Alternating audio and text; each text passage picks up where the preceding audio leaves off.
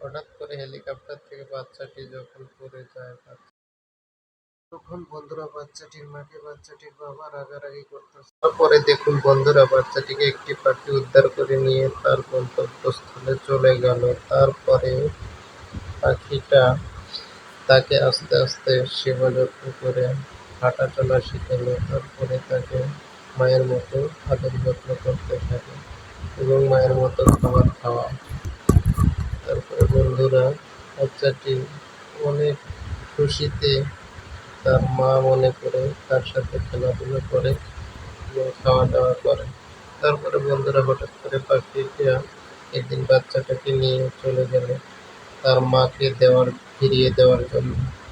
তারপরে বন্ধুরা, বাচ্চাটি তার মা পেয়ে অনেক খুশি। তারপরে বন্ধুরা, পাখিটা চলে যায়। তারপরে মা আর বাচ্চাটা অনেক কষ্ট পায় পাখিটার জন্য।